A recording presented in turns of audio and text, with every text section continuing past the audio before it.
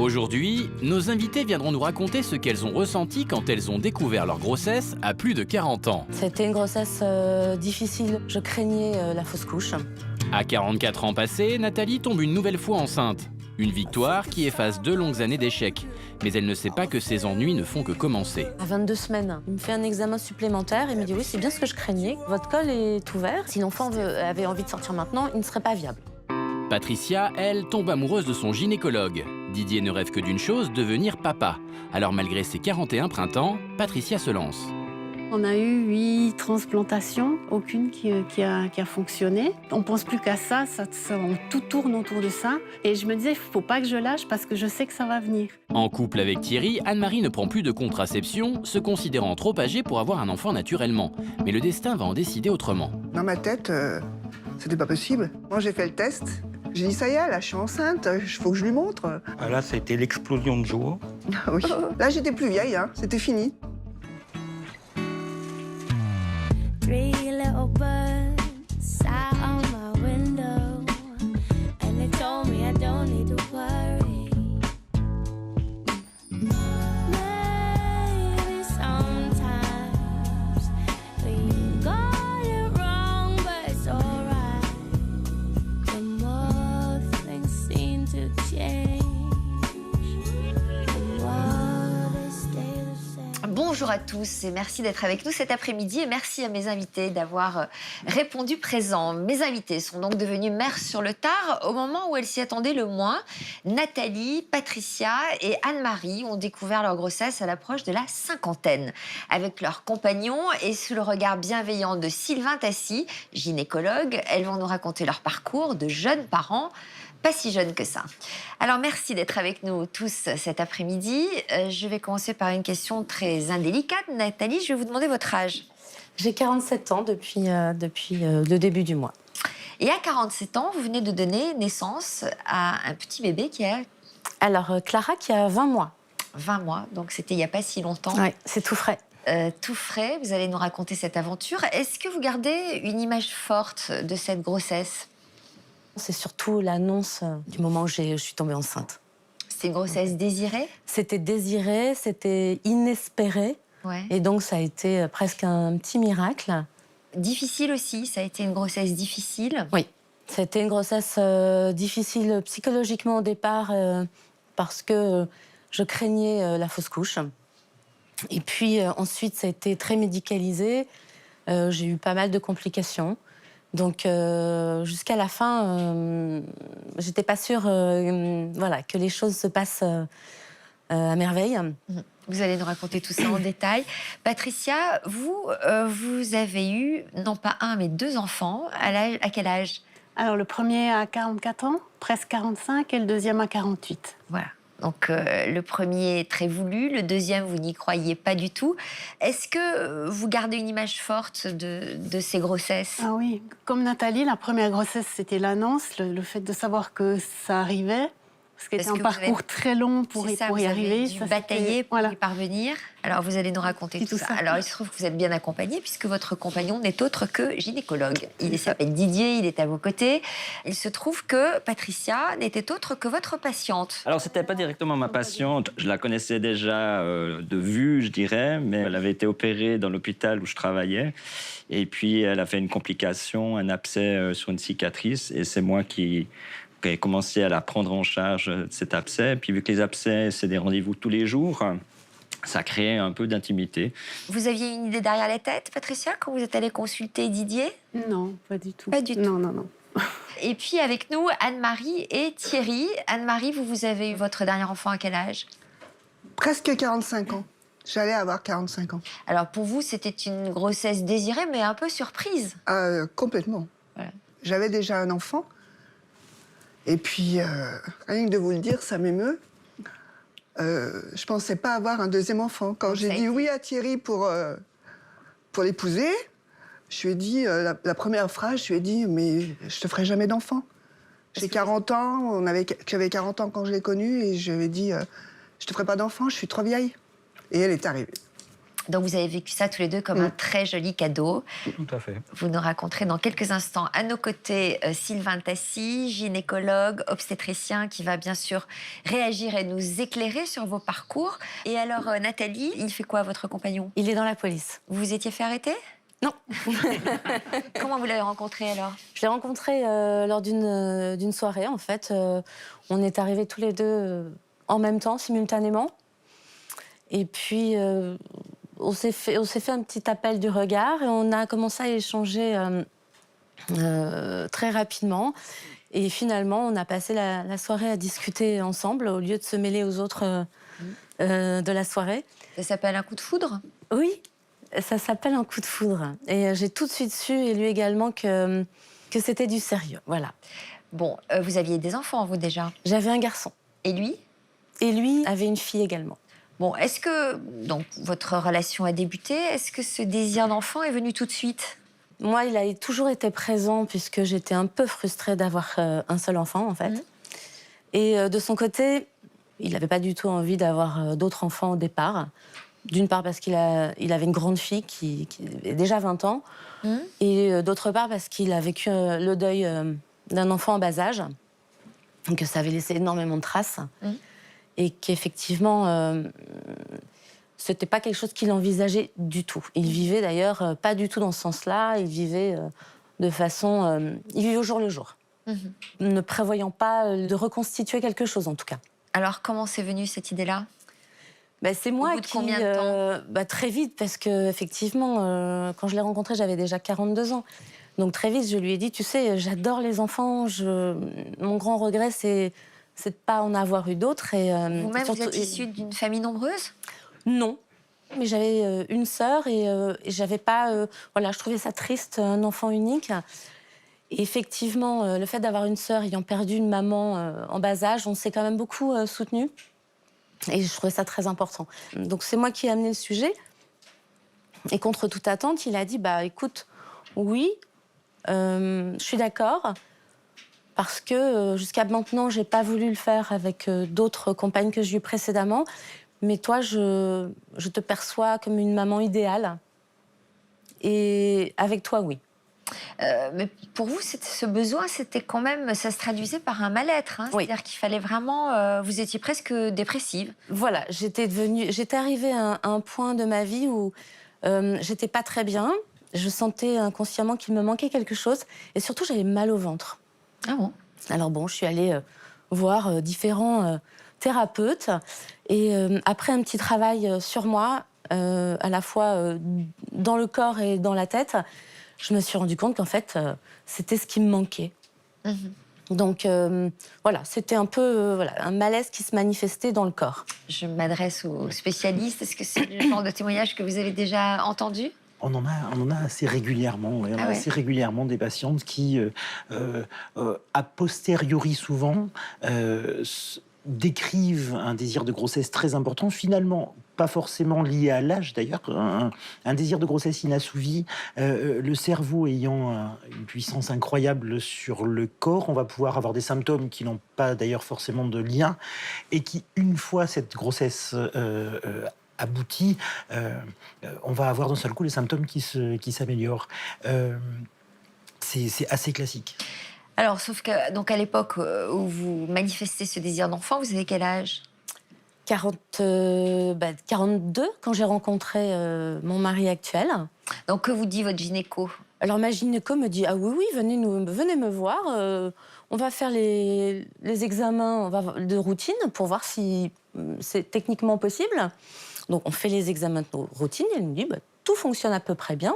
Elle est réaliste, elle me dit qu'évidemment, il y a quand même moins de chances qu'à 30 ans, mais elle se dit, pour elle, il n'y a pas de frein. Souvent, on entend dire ça quand même, qu'autour de 40 ans, on a moins de chances de tomber enceinte. Vous êtes d'accord avec cette thèse? Alors, statistiquement parlant, la fertilité, c'est-à-dire la capacité à obtenir une grossesse, va diminuer depuis l'âge de 35 ans. C'est par ailleurs ensuite un parcours potentiellement semé d'embûches, puisque les débuts de grossesse peuvent eux-mêmes être un petit peu plus compliqués, avec un petit peu plus de fausses couches, un petit peu plus de problèmes liés à d'éventuelles anomalies chromosomiques, etc., etc. Donc on va avoir à partir de cet âge de 35 ans, voire 40 ans, c'est-à-dire l'âge à partir duquel on décrit des grossesses tardives, plus d'embûches et dans l'obtention d'une grossesse et dans les débuts potentiellement hoquetants d'une Et est-ce que les grossesse. spermatozoïdes sont plus fatigués?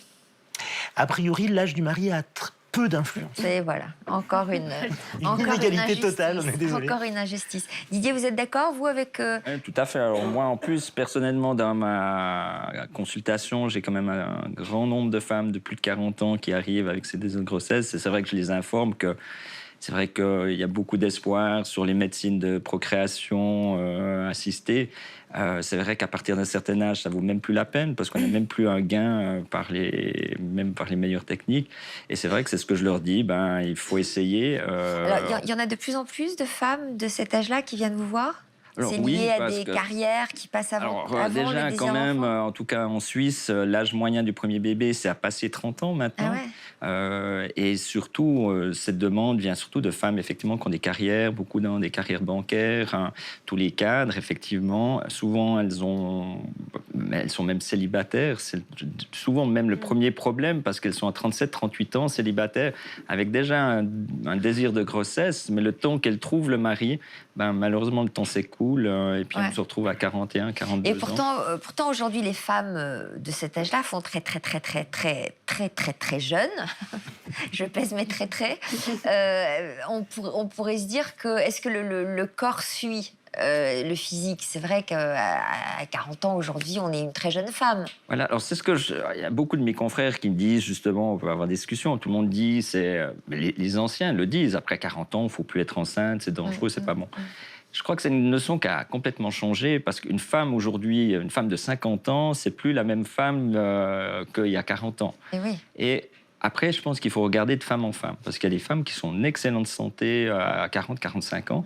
Et honnêtement, sur les personnes que j'ai, alors moi j'ai peut-être un recrutement un peu plus particulier, mais j'ai très peu de complications, si ce n'est les problèmes de fausses couches ou d'anomalies chromosomiques. Mais après, sur le reste de la grossesse, je trouve que ça se passe relativement bien. Alors quand vous vous êtes rencontrés tous les deux, vous aviez quel âge respectivement? Alors moi j'avais 41 ans. Et vous, Didier? Et puis moins 36. Fils, ouais. Alors il se trouve que vous n'aviez pas d'enfant. Voilà. Donc il y avait quand même un désir d'enfant de votre Exactement. D'autant plus en tant que gynécologue, on voit passer les enfants, quoi. On les touche, on les prend, puis on les donne chaque fois à quelqu'un d'autre. C'est vrai que ça crée quand même une certaine envie, une fois, de pouvoir le garder, puis pas devoir le donner à la maman. Alors, il se trouve, Patricia, que, ayant déjà 3 enfants, vous aviez eu recours à une ligature des trompes. Donc, comment avez-vous accueilli le désir d'enfant de Didier? Ça s'est fait complètement naturellement. On en avait envie les deux. Pour moi, c'était dans la logique de notre histoire. Ça ne pouvait pas se passer autrement. Vous êtes posé la question de votre âge? Est-ce que ça a été oui. un frein? Alors, l'âge, oui, mais non, c'était plus le problème de la ligature qui posait vraiment un problème, puis où il fallait pouvoir le régler. Donc, c'était plutôt ça le souci. Et d'envisager l'avenir avec un enfant très jeune, avec des parents âgés, ça vous a interpellé ou pas? Alors moi, je me suis beaucoup posé la question. Comment je serais dans 15, 20 ans? Qu'est-ce qu'il allait m'arriver? Qu'est-ce qui pouvait m'arriver? Tomber malade, enfin tout ça. J'en ai aussi beaucoup discuté avec mes filles. Et puis, surtout les 2 grandes m'ont vraiment aidé à lâcher, dans le sens où elles m'ont dit, mais nous, on est là. Ouais. Et ça m'a beaucoup rassurée. C'est une question que vous vous êtes posée, Nathalie? Oui, ce que je voulais dire, c'est qu'effectivement, le fait d'avoir des enfants plus âgés, on a l'impression d'avoir un relais, en fait, que si jamais il nous arrivait quelque chose, moi, mon fils, c'est maman, je veux réussir dans la vie pour m'occuper de ta fille. Et la grande aussi, elle serait là. Donc ça nous libère, enfin en tout cas moi personnellement, ça me libère quand même d'un poids de ne pas laisser des orphelins éventuellement s'il nous arrivait quelque chose. Anne-Marie, vous êtes posé cette question aussi? Je me suis posé, bien sûr, la question. Pareil, donc mon fils, quand sa petite sœur est née, il avait 23 ans. Mais j'ai eu mon fils à 22 ans, je pouvais mourir à 25. Bien sûr. Donc, Et est-ce que vous vous êtes posé des questions par rapport à vos enfants précédents? Est-ce que vous leur avez demandé une sorte d'autorisation? Est-ce que vous leur avez demandé ce qu'ils en pensaient pour ne pas les chagriner au cas où? Ou pas du tout? Alors nous, on en avait beaucoup parlé du fait du parcours de filles où elles ont quand même suivi tout ce qui se passait à la maison. Et puis, elles nous ont beaucoup soutenues. Elles ont adhéré à l'idée. Ouais. Et vous, Nathalie? Nous, on n'a rien dit jusqu'à ce que ce soit effectif. Ouais. Et à ce moment-là, on leur a annoncé vous allez avoir une petite sœur. Alors, la réaction de la grande, ça a été ah bon, mais on peut encore avoir des enfants à votre âge. Donc, bon, elle était extrêmement surprise. Ouais. Et le mien, qui avait 13 ans, m'a dit mais enfin, maman, mais vous êtes vieux, mais qu'est-ce que c'est que cette histoire Sur le moment, voilà, il n'a pas bien compris la démarche. Et puis très vite, il est devenu très Fan. très fan. Alors donc, vous, Patricia, vous aviez ce problème de ligature des trompes. Donc, comment on fait pour avoir un enfant quand on a une ligature des trompes? Alors, on nous a proposé tout de suite de faire des FIV. Et ben alors, voilà, on est amarré sur des cycles de FIV. On nous a déconseillé de déligaturer les trompes en nous disant qu'il n'y avait plus de spécialistes qui savaient le faire, qu'il y avait très peu de chances de réussite. Donc, on nous a vraiment aiguillés sur de la FIV. Alors, la FIV, explication, Sylvain. Alors, Comment ça se passe? On va utiliser une technique médicale. C'est une technique médicale qui va permettre d'obtenir une grossesse en n'utilisant pas le chemin habituel, c'est-à-dire le fait que le spermatozoïde remonte le long des trompes, puisque ce chemin-là est bouché. On va donc aller prélever l'ovocyte directement sur l'ovaire, le féconder in vitro dans des vitres, dans une boîte, et le réimplanter ensuite. D'accord. Donc, c'est ce qu'on vous a proposé. Donc, Voilà. on a commencé par vous prélever des ovocytes. Alors, il y a une stimulation pour récolter les ovocytes et puis après la fécondation. Donc, vous êtes confiant par rapport à ce qu'on vous propose sur le plan médical? Non, c'est vrai Didier, que- vous devez bien connaître tout Voilà. ça. Alors en plus, j'étais à cette époque quand même un jeune gynécologue, hein, et puis c'est vrai que c'était la jeune technique, c'était tout le monde parlait de fécondation in vitro parce que c'est la tendance moderne. Hein. Et puis, surtout, j'ai été très optimiste, c'est que la récolte a été excellente. On avait énormément d'ovocytes pour son âge. Donc, je me suis dit, ça, il n'y a aucun souci. Là, ça va marcher. Avec une telle récolte, ça devra marcher. Donc, ça veut dire, Patricia, qu'on vous a implanté plusieurs ovocytes. Ouais. Je crois qu'on a eu 8 transplantations. 8? Oui, aucune qui a fonctionné. Donc, à chaque fois, Donc voilà, à chaque l'échec. fois, c'est l'échec. Et puis, il faut s'imaginer qu'on est dans un cycle où tous les 15 jours, on fait des prises de sang, il y a des évaluations, on fait des échographies. Donc, on pense plus qu'à ça, tout tourne autour de ça. Donc, ça doit être très pénible sur le plan Très psychologique. pénible. Et puis, bon, une fois un cycle, ça va, un deuxième cycle, ça va. Et puis après, ça devient obsessionnel et c'est vraiment dur à vivre. Tant qu'on est dedans, on s'en rend pas compte parce qu'on a vraiment toujours cette idée, cet objectif. Et moi, j'étais convaincue que j'allais avoir un enfant. Et je me disais, il faut pas que je lâche parce que je sais que ça va venir. Donc je m'entêtais un peu. Puis je pense que je me suis beaucoup isolée. Ça ne devait pas être très drôle à la maison. On va voir qu'il y a eu des rebondissements au sens propre du terme.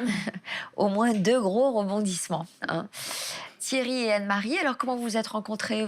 C'est pas dans un cabinet gynécologique? Ah bah non. Dans Mais une chocolaterie dans une chocolaterie. Ouais. Où vous aviez travaillé, Anne-Marie? où j'avais travaillé quand j'avais 16 ans. Et puis, j'avais toujours gardé contact avec mes premiers patrons. Ouais. Puis, de temps en temps, j'allais les voir. Puis, parfois, ils me disaient, Anne-Marie, restez déjeuner avec nous. Et là, j'ai rencontré Thierry. Donc ça veut dire que vous êtes un peu plus âgé que Thierry? 4 ans et demi de plus. Oh, c'est rien. Non. Bon. Non. Et donc, il vous a plu tout de suite, Thierry? Oui, son humour, tout, quoi. Et c'était réciproque, manifestement. Oui, tout à fait. Qu'est-ce qui vous a plu chez Anne-Marie? Son sourire, sa dynamique, et surtout sa façon de parler naturelle. Voilà. Et pourtant, vous n'étiez pas prêt à tomber amoureux à l'époque, puisque vous étiez dans un vrai dilemme de choix personnel. Oui, j'étais en recherche de vocation. J'étais depuis 3 ans de service des vocations, tout en continuant la chocolaterie. Pour devenir prêtre. Tout à fait. D'accord. Puis j'ai découvert ma femme. Ça m'a fait poser beaucoup de questions. Oui. Et puis j'ai rencontré un ami, bien sûr, qui était moine à Tamier, et qui m'a dit, bah, tu vois, c'est la différence entre une secte et l'Église. La secte t'aurait dit, tu restes. L'Église dit, va vivre ta vie et tu seras bien plus heureux. Et c'est ce que j'ai fait. Et je suis très heureux. Bon. Et je regrette pas du tout. Très bien. Comment ça s'est passé pour vous, Thierry et Anne-Marie? En fait, vous, votre objectif était d'être ensemble, de vous marier. Il n'y avait pas forcément une idée d'enfant, un projet d'enfant? Non. Ah, moi, pas du tout. Pas du tout. Non, parce que dans ma tête, c'était pas possible. Alors pour Thierry, je pense que si, mais il me le disait pas. Vous en aviez envie, Thierry? Oui, j'en avais envie, mais c'était pas une obsession. Voilà. Et alors, qu'est-ce qui s'est passé? Vous êtes partis en vacances, et puis là, qu'est-ce qui se passe pendant les vacances? Ben, pendant les vacances, j'étais réveillée très tôt le matin. Donc, moi qui suis une grosse dormeuse, m'a interpellée. Et Et vous vous êtes dit quoi? Thierry me dit, mais tu dors pas? Je lui dis, c'est quand même bizarre. Quand j'étais enceinte de Grégory, je me souviens que les premiers mois, je ne dormais plus. Il m'a dit, bah, ça y est, t'es enceinte. Et puis, je lui dis, pas du tout, alors. Vous preniez un contraceptif? Non, j'en prenais plus parce que j'étais très migraineuse. Ouais. Et mon médecin m'avait dit, bon, maintenant, 43, 44 ans, voilà, la fertilité est très, très basse. Mais ils avaient Très jeune, oublié- 43 ils ans. avaient non? Il avait oublié ce que vous disiez. voilà. Ce que vous disiez tout à l'heure, il n'y avait pas d'âge pour les hommes. Et puis, donc, pas de moyen contraceptif, mais Ouais. je pensais Et donc, vraiment alors pas. que vous réagissez comment quand Thierry vous dit tu dois être enceinte? Je lui ai rigolé au nez. Je lui ai dit non, c'est pas possible. Donc j'ai continué, on a continué les vacances. Hein. On est rentré, on a repris le travail. Et là, vous continuez à vous réveiller tôt? Oui, Et c'était mais quoi j'étais tôt? pas malade, j'étais pas fatiguée, j'avais rien. Bon, et alors donc Thierry, vous insistez pour qu'elle fasse un test? Oui, Eh ben, c'est moi qui suis allé à c'est la lui qui est pharmacie. allé à la pharmacie le chercher. C'est moi qui suis allé à la pharmacie, et puis donc je connaissais bien la pharmacienne, et elle m'a dit, ben, ça fait 15 ans que je suis installé, c'est la première fois qu'un homme vient me chercher un C'est ce que test de j'allais grossesse. dire. Elle a dû être surprise, la Oui, pharmacienne. et ben, je lui ai dit, bah, vous pourrez plus le dire. Voilà. Et donc, Je lui ai ramené le test de grossesse donc, au magasin, et puis je suis parti livrer, et puis quand je suis revenu... Moi j'ai fait le test, puis quand j'ai vu, il revenait pas. Ah, je disais, mais ça va rester combien de temps là, les petits traits là? Combien de temps que je lui montre? Parce que j'ai dit, ça y est, là je suis enceinte, il faut que je lui montre. Parce que c'était...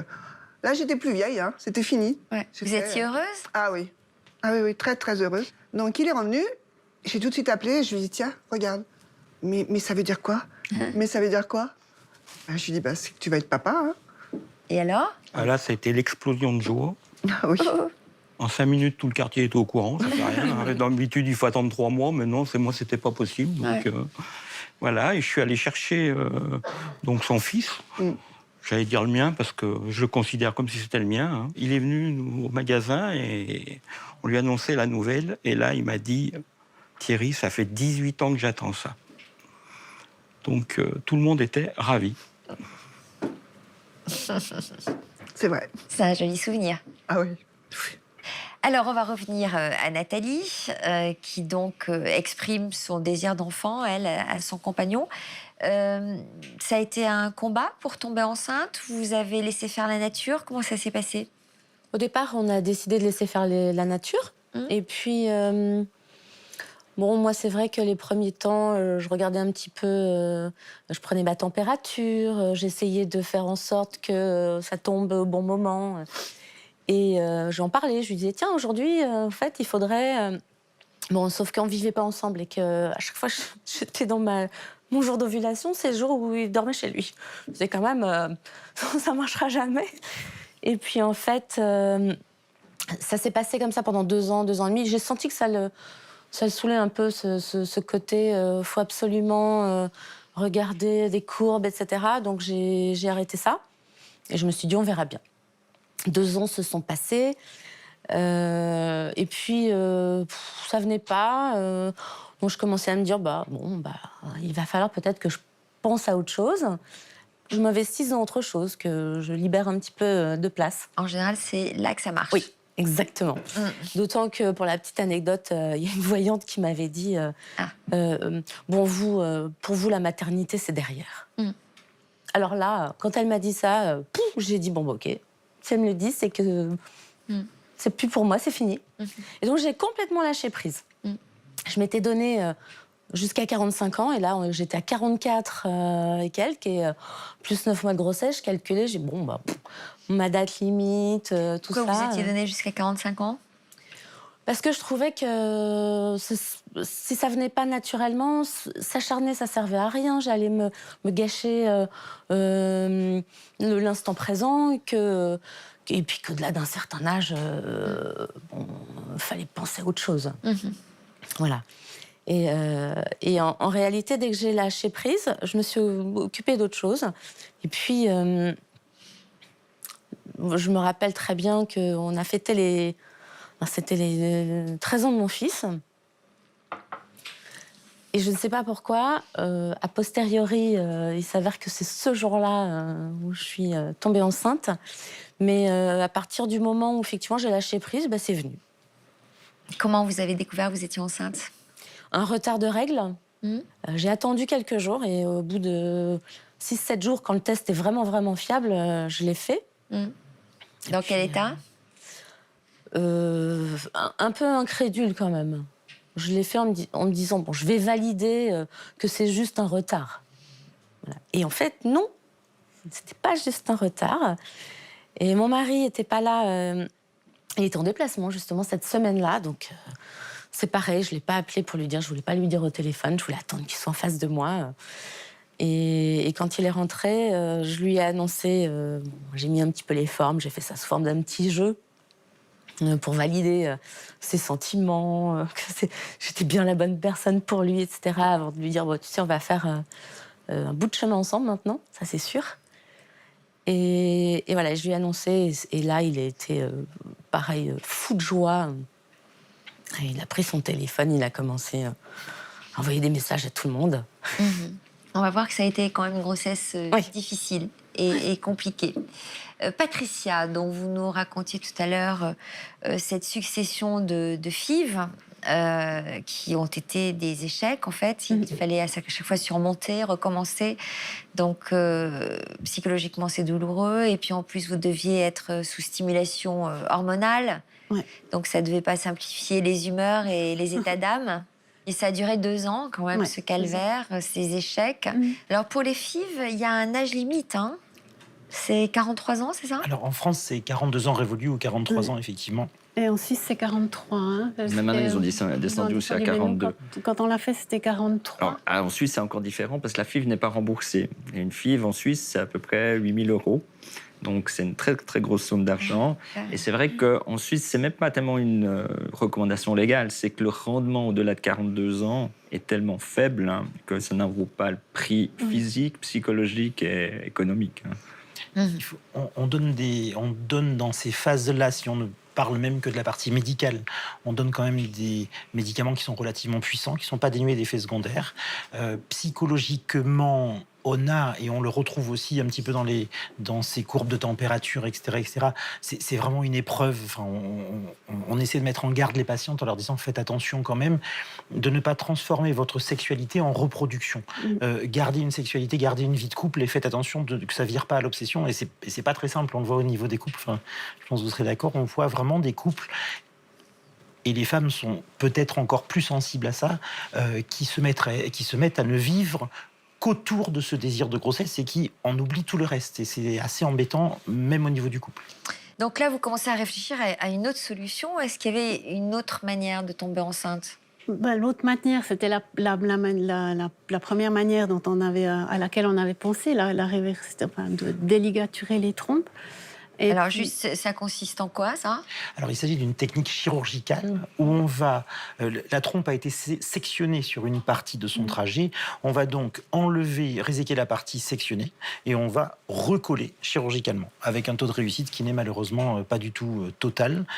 Ça a été pendant de nombreuses années supplanté par la fécondation in vitro. Malheureusement, du coup, peu de chirurgiens actuellement sont aguerris à ces techniques-là parce que il y a eu tellement de fécondation in vitro qu'on le fait moins. Et il restait, il y a quelques années, quelques chirurgiens qui le pratiquaient régulièrement.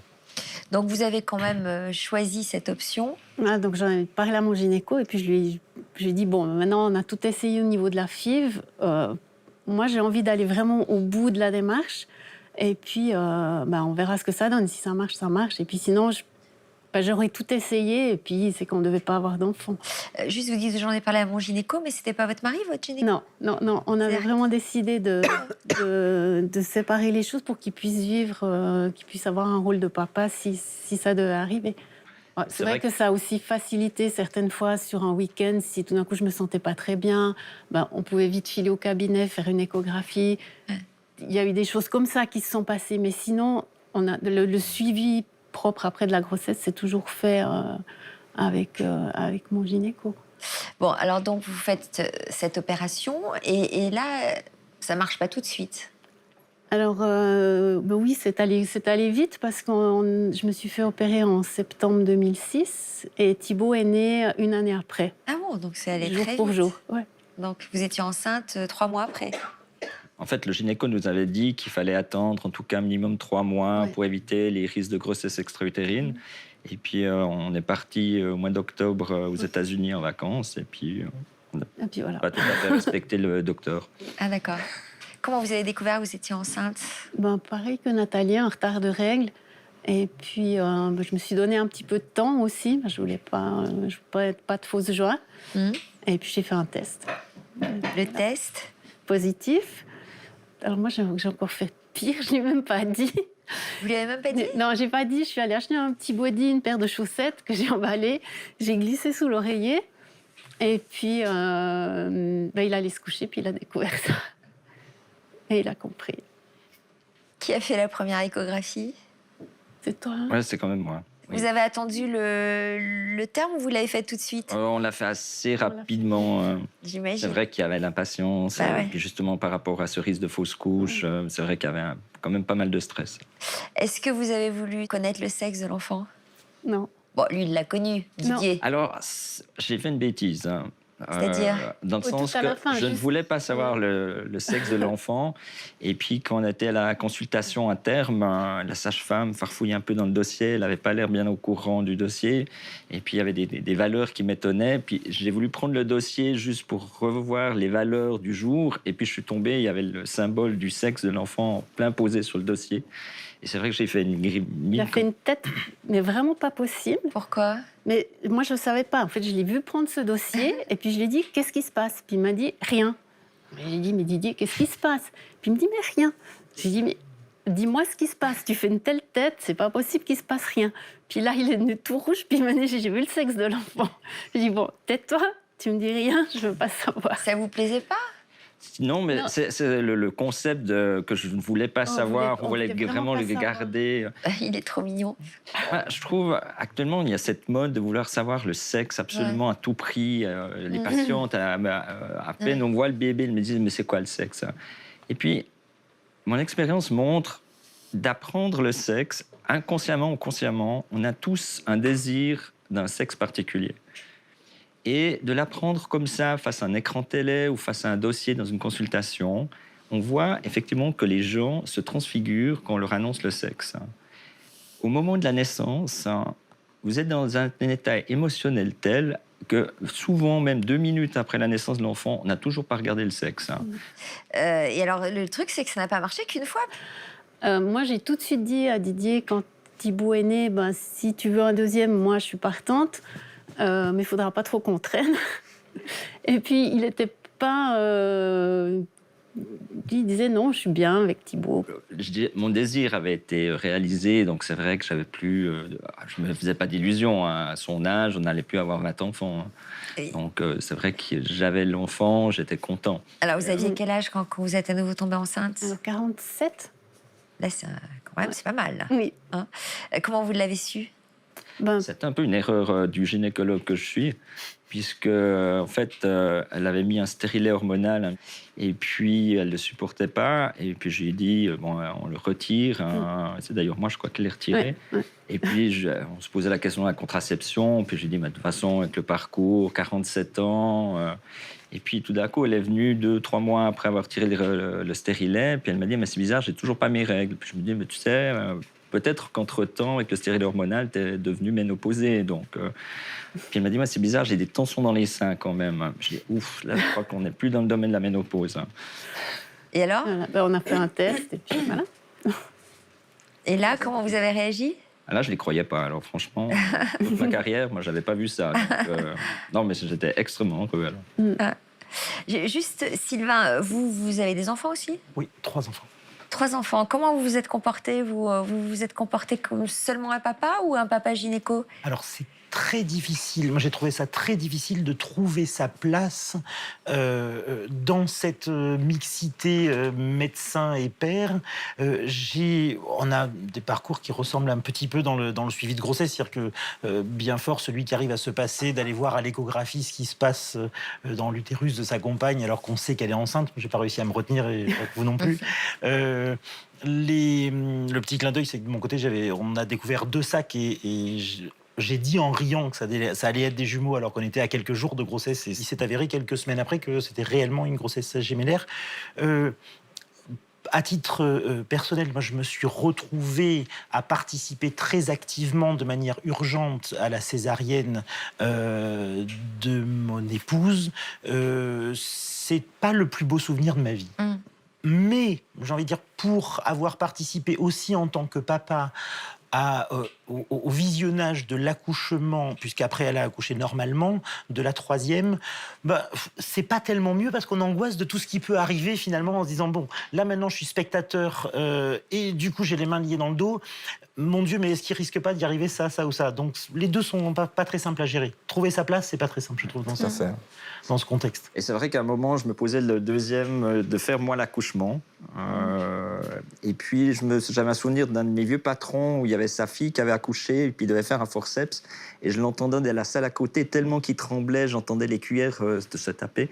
Et je me suis dit, même si lui, qui avait une expérience folle, est dans un tel état émotionnel pour l'accouchement de sa fille, je n'ai jamais osé en fait me lancer dans l'accouchement de ma femme.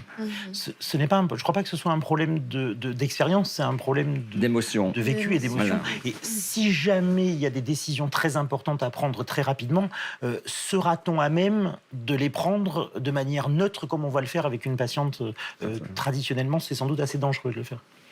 Et puis en fait, en tant que gynécologue qui fait des accouchements à longueur d'année, on a envie une fois aussi, une fois dans sa vie ou 2 fois, d'être papa. Je trouve que c'est complètement différent et l'approche est différente.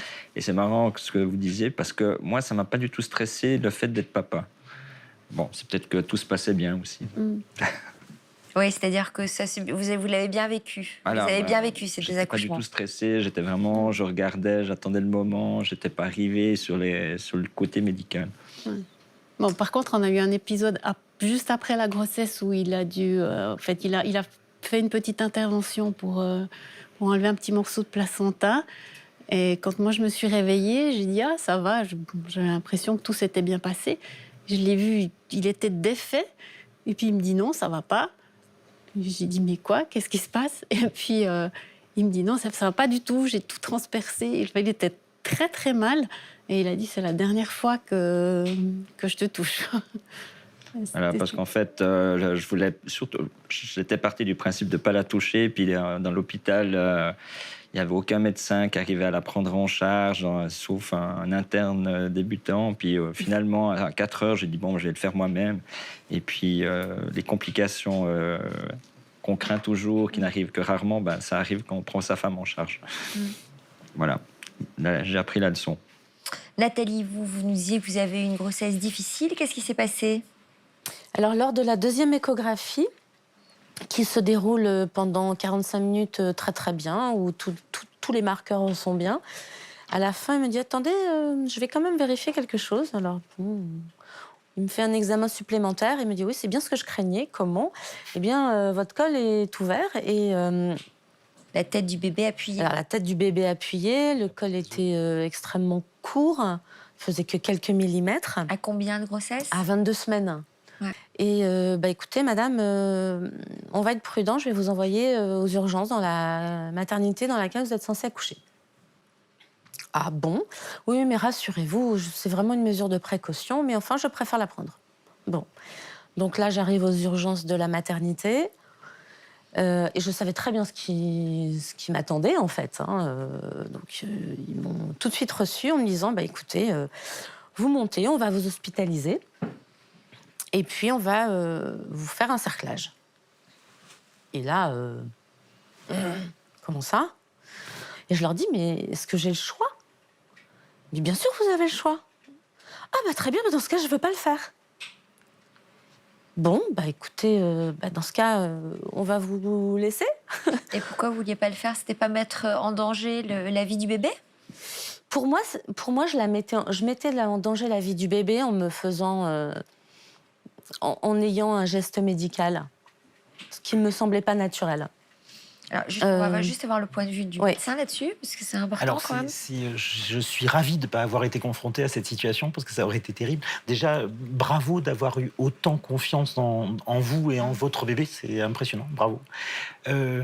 Dans cette situation, le cerclage est effectivement très discutable. Pour expliquer ce que c'est que le cerclage, on va schématiquement fermer de manière artificielle le col avec un fil quand il se relâche et quand il s'ouvre trop tôt dans la grossesse. Traditionnellement, il est plutôt utilisé dans des malformations, dans des anomalies du col qui interviennent au 3e mois de grossesse. Ces cols étant mal formés, on va les obliger, à la façon d'une bourse, on ferme, si vous voulez, comme on fermerait une bourse, un col qui ne fait pas son travail, alors que derrière, il n'y a pas d'effort de contraction. Dans ce contexte-là, c'est effectivement une situation qui est très, très ambiguë, parce que ça s'appelle faire un cerclage à chaud, c'est-à-dire faire un cerclage alors que le col a déjà commencé, et ce sont des cerclages dont on sait qu'ils sont extrêmement dangereux potentiellement, dont les résultats sont assez aléatoires. Donc, a posteriori, Vous saviez tout ça? Oui. Parce que pendant mes 24 heures, j'avais mon smartphone et j'ai effectivement écumé tous les sites pour savoir... pour prendre ma décision, en fait. Pour savoir ça aurait été un cerclage potentiellement très dangereux. C'est peut-être bien de ne pas l'avoir fait. Qu'est-ce qui se passe après, une fois qu'on a été cerclé? On doit rester alité? On doit... Dans cet exemple précis, oui, ça aurait été un alitement obligatoire. On peut plus se lever? Très peu. Quasiment pas. Quasiment pas. Le moins possible, puisqu'on va éviter de solliciter le col qui a été refermé artificiellement par un bout de fil, au final, donc ça reste quand même relativement fragile. On aurait probablement préconisé un alitement. Oui. Donc, vous avez refusé de le faire. J'ai quitté la maternité puisqu'on m'a dit, madame, puisque vous ne voulez pas être cerclée, on ne peut rien faire pour vous au stade actuel de votre grossesse. Malheureusement, si vous veniez avoir des contractions, si l'enfant avait envie de sortir maintenant, il ne serait pas viable. Donc, on ne pourrait rien faire pour vous. Donc, rentrez chez vous, restez sage.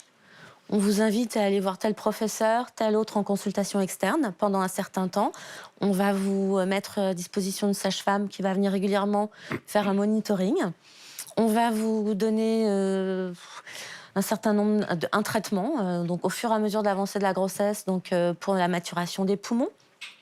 Et on vous invite à aller voir le chef du service de pédiatrie d'un hôpital pas loin de chez moi, pour prendre rendez-vous avec lui, pour le cas où si vous accouchiez entre 24 et 26 semaines, enfin, dans cette période-là, quelles seraient les décisions que vous seriez amené à prendre?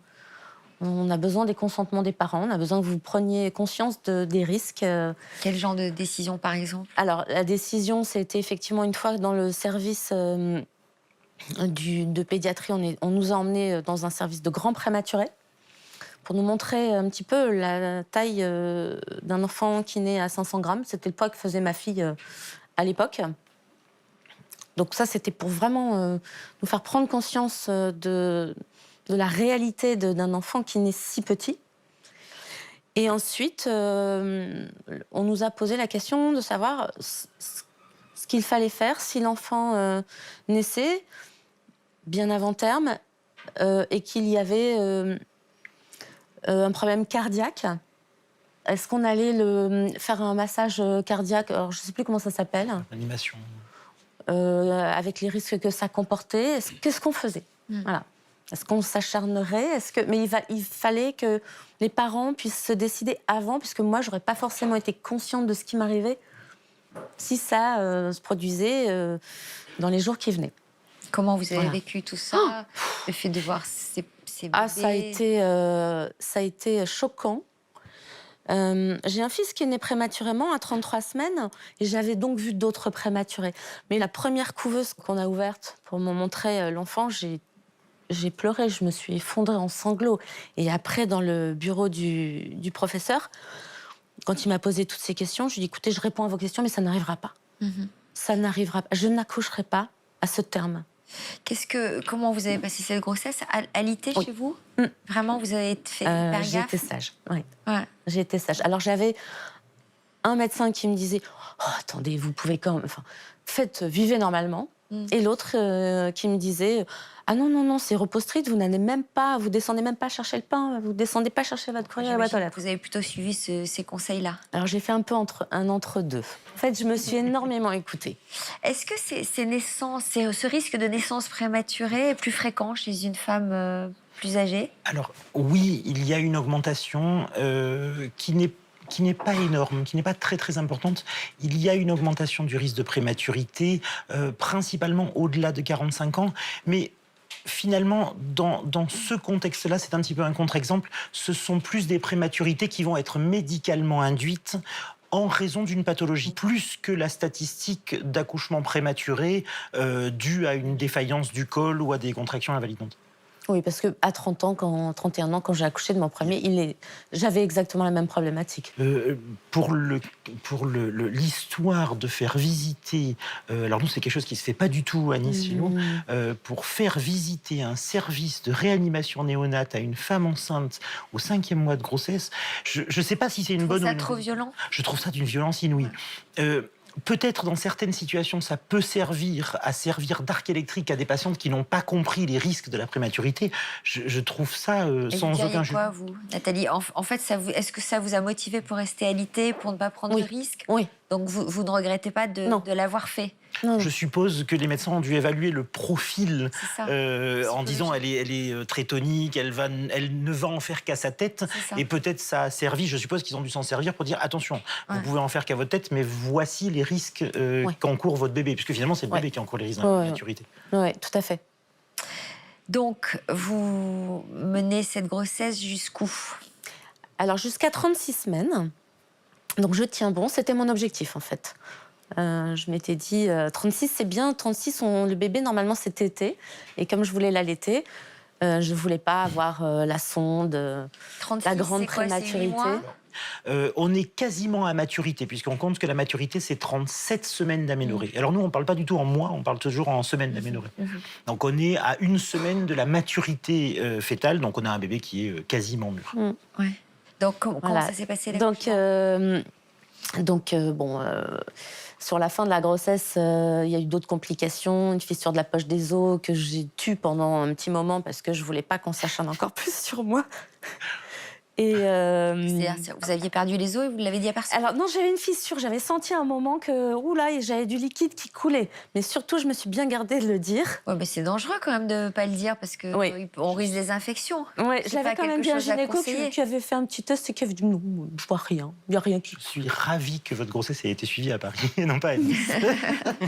Oui, parce qu'on ne peut pas laisser des poches Ça des aurait os. pu être a posteriori très dangereux. Il faut, pour les téléspectateurs, décrivez les choses à vos docteurs, ne les cachez pas, ça peut être quand même assez dangereux. J'avais quand même dit à celui qui me faisait les échographies Il avait fait un régulièrement. test. Il avait fait juste une échographie en disant je vois rien. D'accord. Voilà. Alors- Donc j'étais restée là-dessus en me disant très bien.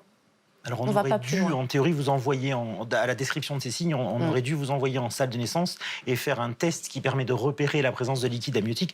Moyennant quoi, ça aurait probablement pas changé énormément de choses à la grossesse. Ça, il a été On aurait fait. dit- Alors voilà. finalement, celui-là, il a été fait bien plus tard, le jour où je me suis décidée à le dire. Bon, et alors, donc, l'accouchement Et là, s'est on passé m'a dit, comment? écoutez, on va vous déclencher maintenant à 34 semaines. J'ai dit non, pas question. Moi, mon objectif, c'est 36, donc je reste sur mes positions.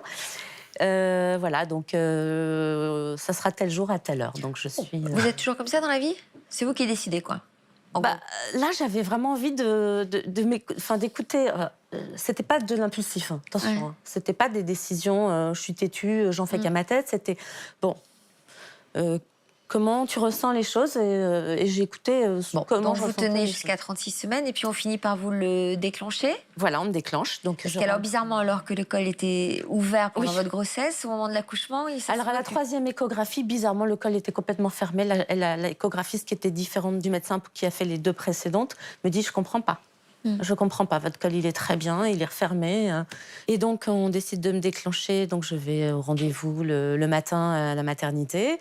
Tout un tas d'examens classiques. Et puis, à 15h, on m'injecte les produits nécessaires. Et puis en fait là, ça a été très très très long parce que pour le coup, le col ne voulait plus s'ouvrir. Elle ne voulait plus sortir. Ça a duré combien de temps? Alors à partir du moment où on m'a mis le tampon pour dilater le col, il était à peu près 15 heures. Ouais.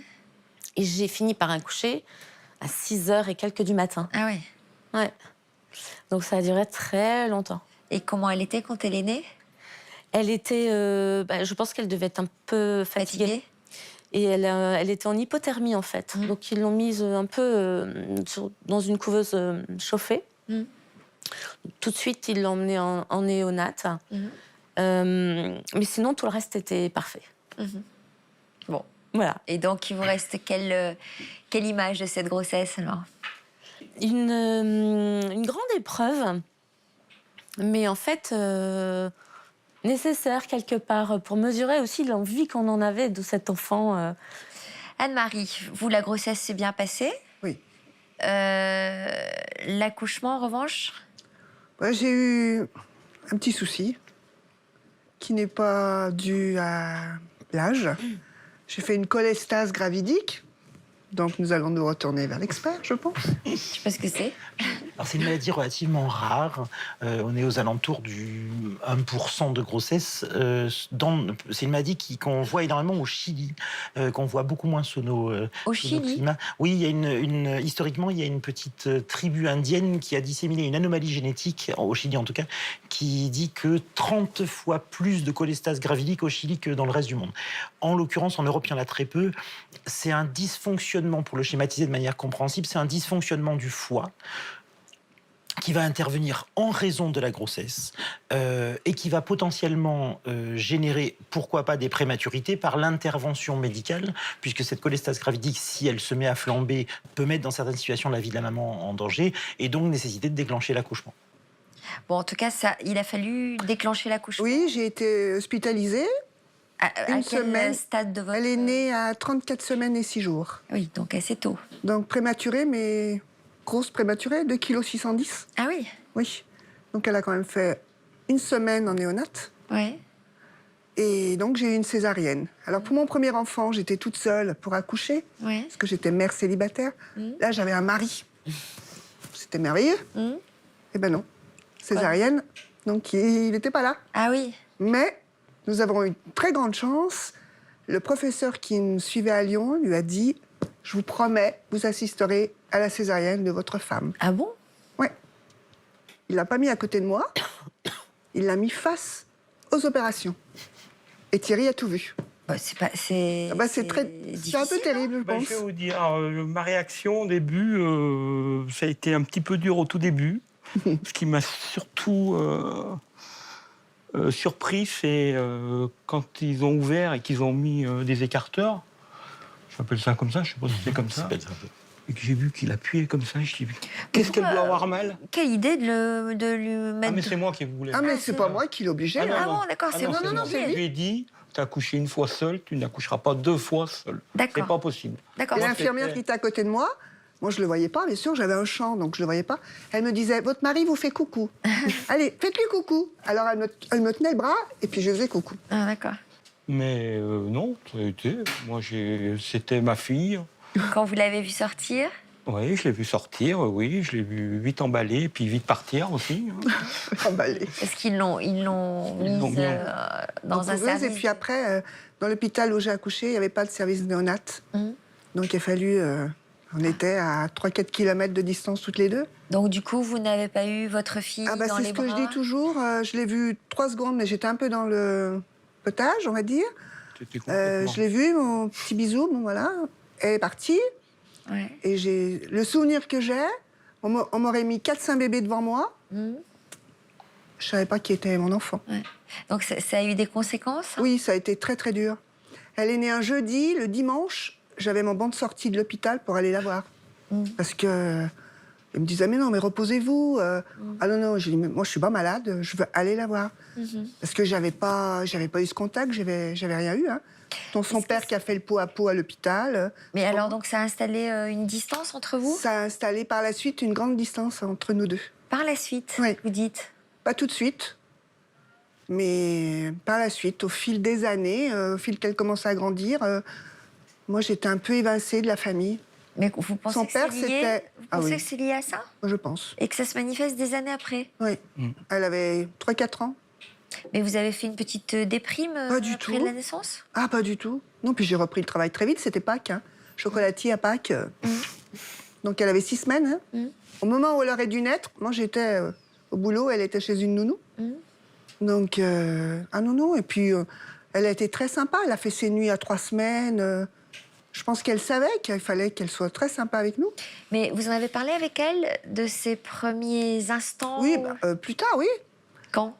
Quand elle était un petit peu plus grande. Et quand vous avez senti la distance s'installer entre vous, vous J'ai avez laissé essayé? s'installer la distance, moi. Moi, je l'ai laissé s'installer. Pourquoi? Je sais pas. Et aujourd'hui, vous avez quel rapport toutes les deux? Ah bah, aujourd'hui, c'est magique. Ça s'est resserré quand? Ça À s'est quel moment? resserré grâce quand même au psychologue, hein, en 2 fois. Une fois, elle était en moyenne section de maternelle. Donc, ça a bien remis les choses en place. On a Qu'est-ce qui changé notre organisation. Qu'est-ce qui s'était passé à ce moment-là? Elle m'ignorait et je l'ignorais, pratiquement. Puisque moi, je fermais le magasin, donc son père s'en occupait le soir. Moi, j'arrivais à 8h, 8h30, elle était couchée. Donc, je la voyais pas. Je la voyais le matin et le psychologue nous a dit, il faut changer votre organisation. Un jour sur 2. Il faut que vous repreniez votre place de maman dans la maison. Est-ce que vous vous êtes sentie des mamans très différentes parce que plus âgées, parce que vous aviez eu d'autres enfants bien longtemps avant? Vous, par exemple, Anne-Marie, vous avez été très différente avec votre fils? Je pense qu'avec ma fille, je suis, comment dire, peut-être plus à l'écoute. Puis c'est une fille, donc on est très très complices toutes les deux maintenant. Parce qu'elle aura fait une grosse crise à l'adolescence à 12 ans. Donc là aussi, c'était pas mal. Conflictuelle? Oh là là. Ah oui. Elle vous rejetait? Ah bah complètement. Tout ce que vous Il y en avait disiez. que pour son père. Ouais. Ah oui, oui, c'était... Donc à nouveau, vous avez dû... À nouveau, voilà, on a refait la petite piqûre de rappel. Et avec mon fils, j'ai une relation, comment dire, je l'ai élevé toute seule. Donc, on n'a même pas besoin de se parler, des fois on se comprend. Puis c'est un garçon. Donc les garçons sont quand même très très proches de leur maman. Moi, je vois ça comme ça. Et tandis que ma fille, elle était tellement proche de son père, elle était tout le temps avec lui. Moi, j'ai jamais joué avec ma fille. C'est pour ça qu'après, j'ai été assistante maternelle. Et elle m'en a beaucoup voulu au début. Parce que je jouais tout le temps avec les enfants. Et qu'avec elle, j'avais jamais joué avec elle. Et le père, comment il voit ça? Ben, le père, moi, je pense que c'était vraiment dû à ce qu'elle n'ait pas eu le contact au début. Je pense que ça doit être très, très important. Elle jouait avec moi et quand elle avait un souci, de toute façon, ou une bêtise, où elle faisait une bêtise, elle se remettait dans la même position que je l'ai prise quand je l'ai sortie de la couveuse. C'est-à-dire qu'elle me collait sa tête sur mon menton et là, elle se calmait complètement. Donc aujourd'hui, les liens sont resserrés. Ah bah oui. Alors on va l'entendre, votre fille, elle s'appelle Sophie. Et elle a 17 ans donc. Elle fait quoi dans la vie? Elle est en première ES. Donc elle a tenu à vous adresser un message, on va l'écouter. Coucou papa, coucou maman, c'était moi. C'était juste pour vous dire que je voulais vous remercier de tout ce que vous avez fait pour moi. En tout cas, ça m'a jamais problème que vous m'ayez eu tard ou que j'étais peut-être des parents un peu plus âgés que les autres. Pour moi, au contraire, c'est une certaine fierté que vous m'ayez eu à cet âge-là. Et puis, même s'il y a eu des périodes difficiles, j'ai toujours été très proche de vous et je pense que je le serai toujours. En tout cas, je voulais vraiment vous remercier. Et puis, sachez que je vous aime très fort. Bisous! On savait pas. La grosse surprise, hein. Principe de la surprise. Elle a Alors, tenu, elle a 17 pas dit, hein. Elle a 17 ans, votre Oui. fille. Anne-Marie, vous en avez 62 aujourd'hui. Oui. Vous avez des problèmes par rapport au fait que vous soyez plus âgée? Est-ce que ça vous éloigne de votre fille? Est-ce qu'il y a Non, des pas choses du que vous avez du mal à Non, comprendre? pas Ou au du contraire, tout, est-ce que vous vous sentez très proche? Non, je me sens très très proche. C'est le meilleur Puis moyen quand on pour a une rester ado à la maison de 17 ans, on a les copains, les copines.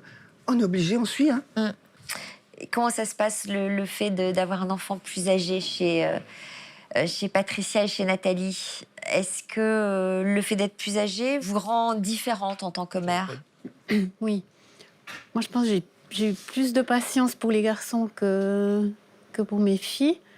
Et puis le fait aussi d'être vraiment les deux pour les élever, parce que les filles, j'ai été quand même relativement vite seule. Donc ça change aussi complètement la donne. On est beaucoup plus complices, on a aussi une épaule, on se sent beaucoup plus soutenu. Donc ça a changé.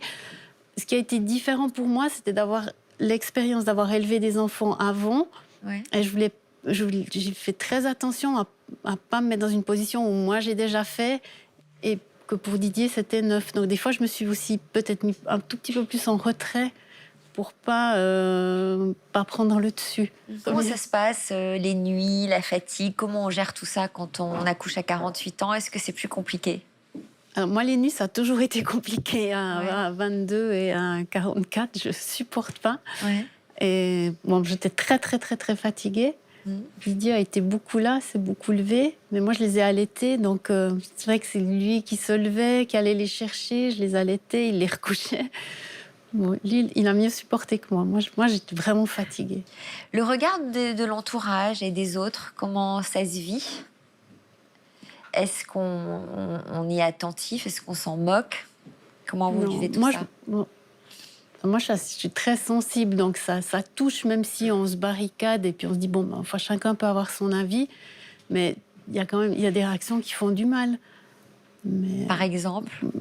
Mais des commentaires. Je me souviens, par exemple, d'une fois, quand il y a eu un prélèvement d'ovocytes, j'étais dans la salle de réveil et les deux infirmières qui faisaient des commentaires sur mon âge en regardant la fiche et en disant je comprends pas, on devrait pas autoriser ça et tout.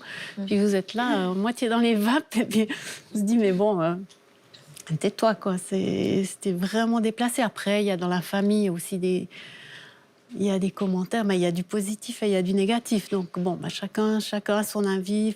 Et à la sortie de l'école? Moi, ça se passe bien. Je sais pas, il n'y a pas de... On vous a jamais pris pour la grand-mère de Non, votre alors fille? pas à l'école, chez le coiffeur, quand j'avais une fois, c'était pour Quentin, qui devait avoir 3 semaines, j'étais avec lui, et la dame qui était à côté, elle me dit « Ah, vous êtes la grand-maman ?» Bon, alors j'ai un peu changé de couleur, la coiffeuse a fait en sorte que la discussion change de direction, et puis voilà, mais c'est vraiment la seule fois où j'ai eu cette... Nathalie, ça vous est arrivé, vous? Jamais. J'ai eu, alors dans mon entourage, à l'annonce de la grossesse, ça n'a choqué absolument personne. Au contraire, j'ai eu aucun commentaire. J'ai plus eu des commentaires avec mon premier fils, parce qu'effectivement, le papa est parti très tôt à l'annonce de la grossesse, que là, dans la structure dans laquelle j'étais, finalement, ça n'a choqué personne. J'ai 2 tantes dans ma famille qui, il y a 30 ans, ont eu des enfants après 40 ans. Donc aujourd'hui, mes cousines ont 30 ans, les parents ont 70 ans, et du coup, je vis avec ça aussi, moi. Donc ça me paraît pas incongru. Et ma fille va à la crèche, je l'emmène au square, et j'ai pas le sentiment d'être plus âgée que les autres. Comment vous envisagez l'avenir? Ça vous fait peur de... Alors, j'aimerais pas qu'on vienne lui faire des remarques sur mon âge, qu'on lui dise ta maman elle est vieille. Et si c'était le cas, en tout cas, je ferais ce qu'il faut pour avoir l'air moins vieille. Ça, c'est sûr. S'il faut mettre un peu d'acide là, ou de botox là, ou de maintenir une couleur, je sais pas, qui est à la mode, ou je ferai ce qu'il faut. C'est-à-dire, vous le feriez plus pour votre fille que pour vous-même ou pour votre compagnon? Oui, je le ferai en priorité pour ma fille. C'est drôle, pour pas avoir de remarques. Ça, parce que pour moi, à la limite, tant que je suis bien, bon.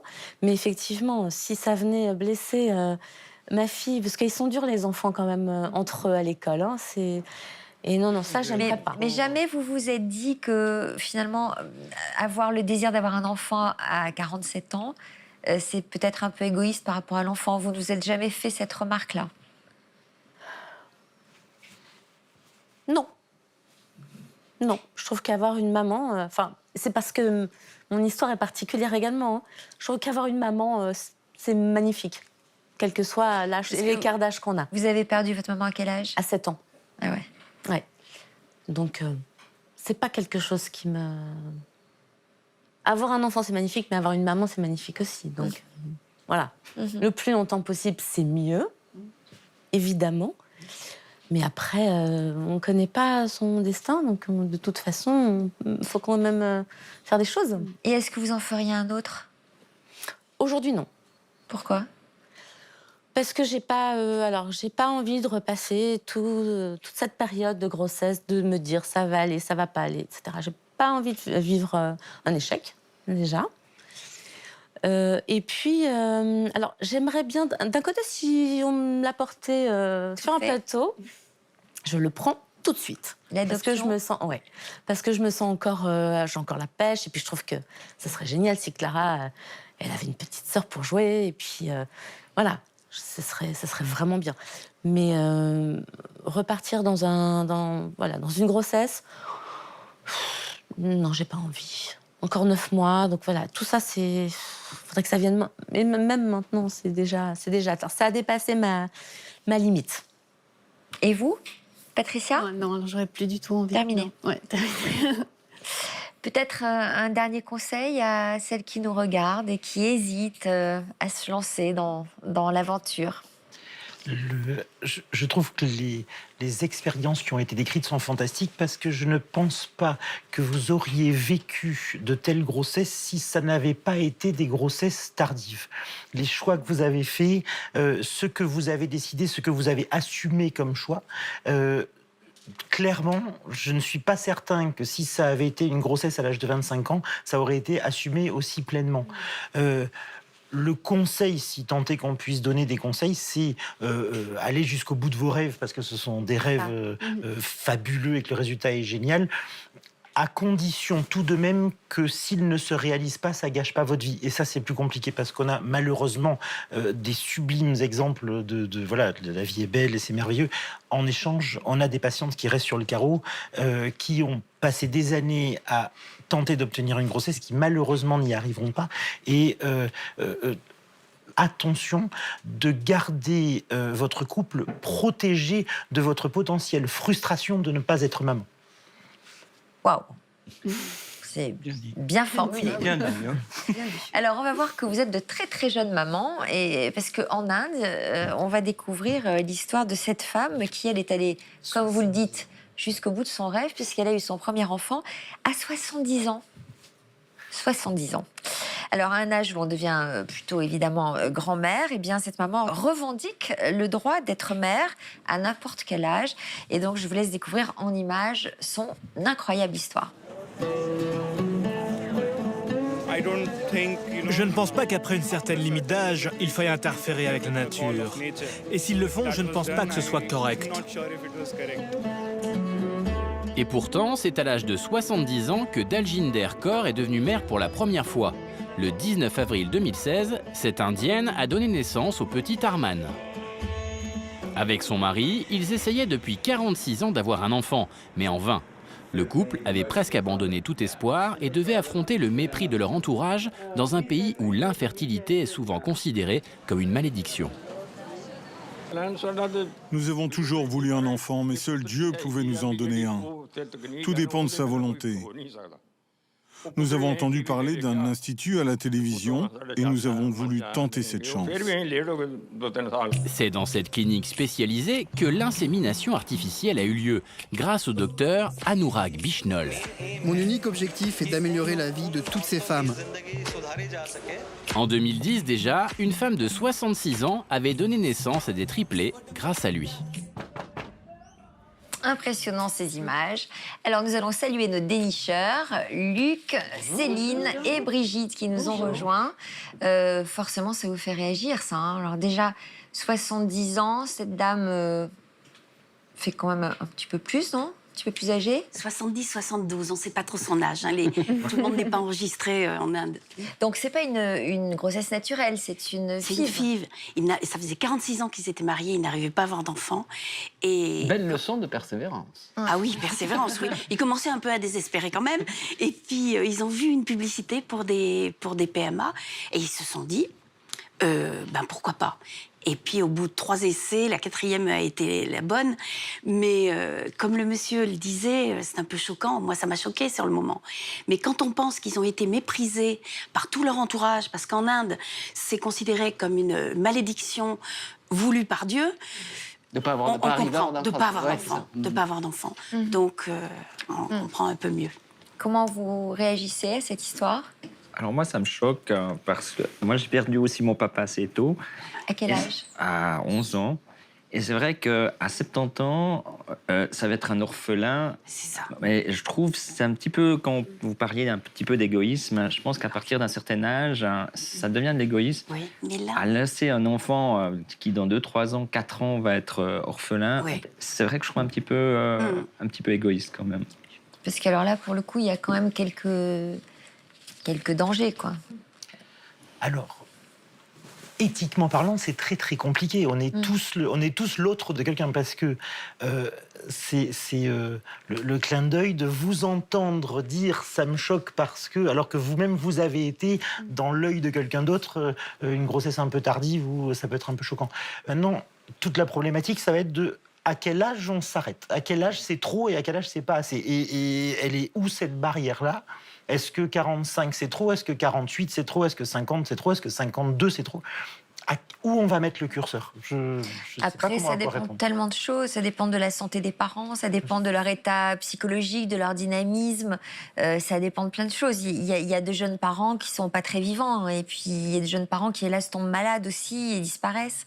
Alors moi, j'avais lancé en boutade à mes enfants qu'on les avait juste eus au bon âge parce qu'ils seraient juste assez grands pour nous pousser en chaise roulante.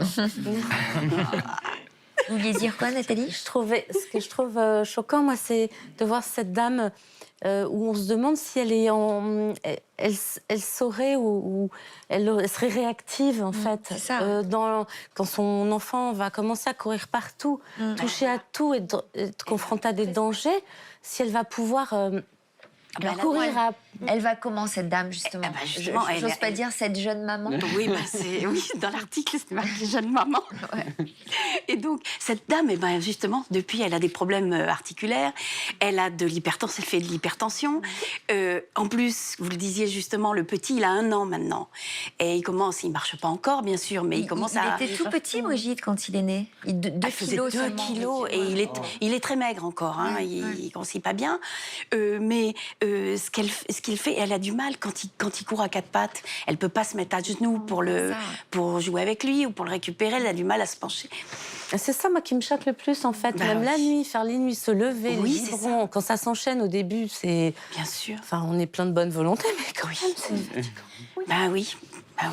Alors, que dit la loi, justement? On disait tout à l'heure qu'en France, l'âge limite des PMA, c'est... Alors, ça va être pris en charge jusqu'à 42 ans révolus. Donc, à partir de 43 ans, ce n'est plus pris en charge. Mais quand on regarde les différentes lois, ne serait-ce que européennes, on voit qu'il n'y a absolument aucun accord en Europe là-dessus. Ça montre bien d'ailleurs à quel point c'est difficile de mettre une limite, à quel moment on va considérer que c'est trop ou que c'est trop peu. Aucun des pays d'Europe n'a les mêmes réglementations. Donc, on se retrouve avec des patientes, c'est d'ailleurs compliqué à gérer, qui partent de leur propre chef à l'étranger, bénéficier de traitements qu'elles n'ont pas le droit de recevoir en France et qu'elles n'ont même pas le droit de recevoir tout court. En Espagne, donc, elles partent par en exemple illégalité. Pourquoi pas en Espagne? Et en Inde? Alors, en Inde, il n'y a pas de limite d'âge. Voilà pourquoi ils ont pu avoir accès à la FIV.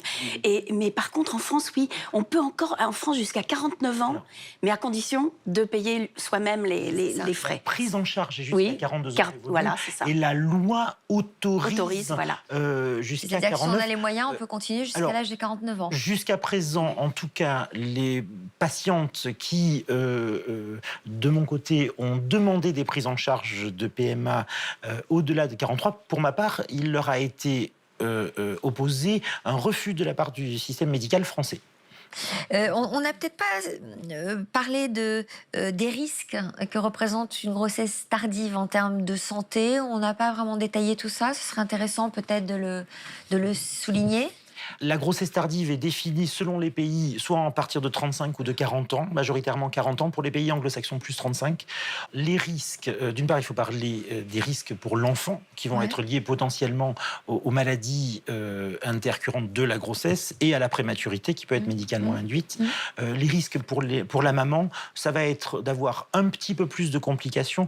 On voit réellement un hiatus à partir de 45 ans.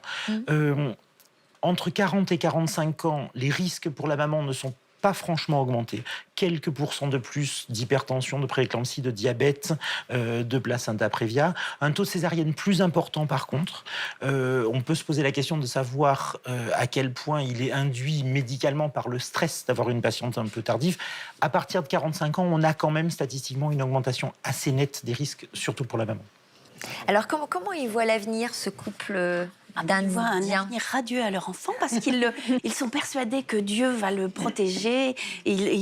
Leur foi est très, très importante. Leur culture étant... Voilà. Et donc, ils l'ont... D'ailleurs, il vient d'avoir 1 an. Donc là, ces jours-ci, ils l'ont amené dans un temple pour qu'il reçoive une bénédiction. Et le papa dit, Dieu est omniprésent et omnipotent. Il se chargera de notre fils. Voilà. Donc, ils sont tranquilles. Qu'est-ce que vous pensez, Thierry, là-dessus? Moi, vis-à-vis de ma fille, je me suis jamais posé la question qu'est-ce qui va, s'il m'arrive Est-ce quelque que vous êtes toujours aussi proche de Dieu? Ah, je suis toujours aussi proche de Dieu, oui. Oui. Non, mais je crois, oui, je suis croyant, pratiquant. Mais bon, il y a des choses qu'il faut évoluer aussi, hein, mais voilà. Non, mais donc vous comprenez la position. Tout à fait, mais je comprends tout à fait, mais je pense que c'est surtout une culture, c'est pas une. Pour moi, il n'y a pas d'âge. Si ça doit arriver, ça arrive, et puis c'est tout. Alors, Luc, on va faire un autre voyage. Après l'Inde, on va partir en Italie. Ah oui, alors c'est encore une histoire extraordinaire. Ben oui, extraordinaire. Je n'arriverai pas à battre la longévité de la parturiente de Brigitte. Mais moi, je vais vous amener en Italie.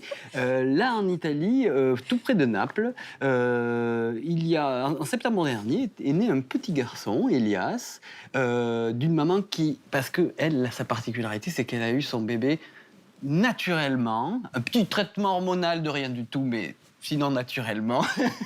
Petite stimulation ovarienne. Petite stimulation. Et elle a accouché d'un bébé à 61 ans. Si vous ne me croyez pas, regardez les images.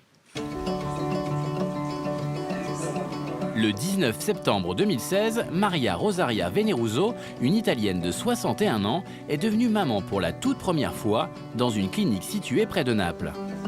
Je me moque totalement du qu'en dira-t-on. Oui, je suis âgée. Et alors? Je suis heureuse. Je vais vivre pleinement le fait d'avoir un enfant. Je pense à son avenir et je me ferai aider par ma famille. Malgré 4 fausses couches, Maria Rosaria n'a pas bénéficié d'une procréation médicalement assistée. L'accouchement du petit Elias s'est déroulé sans difficulté. Tout va bien pour lui. Il est né à 35 semaines. Il pèse 3,5 kg. Nous sommes très confiants. Moi, c'est un beau bébé, 3,5 kg à 35 semaines. Anne-Marie, par exemple, tiens, comment vous réagissez, puisqu'elle a votre âge? Oui. Vous vous projetez dans cette situation-là? Non. Pas du tout. Alors déjà, je ne me projetais pas à 40, alors... même avec Thierry. Ouais. Même avec Thierry. Ah non. Oh non. Et puis, dans notre société... Vous redouteriez le regard des autres? Ah oui. Ouais. Ah oui, je pense que... Mon père n'avait pas bien réagi quand je lui avais annoncé que j'allais être papa. Ah oui? Ouais. Vous avez dit quoi? Il m'a dit, c'est la plus belle bêtise que tu as faite, t'es trop... pas trop âgé, mais vous avez votre boulot, vous êtes très pris, vous allez faire comment? Nous, on est trop vieux pour vous aider, tout. Et après, les derniers temps, sa dernière petite fille, ça a été son rêve de sa vie. Oui. Et vous? Quel regard vous portez sur votre histoire? Mon histoire? Ouais. Eh ben, je la recommence demain. Je crois que c'est le plus beau cadeau. Ouais. Et vous voyez, on va avoir 20 ans de mariage cette année, le 27 juin. Donc, si tu veux, on refait encore autant. Moi, c'est bon, alors. On va vous laisser.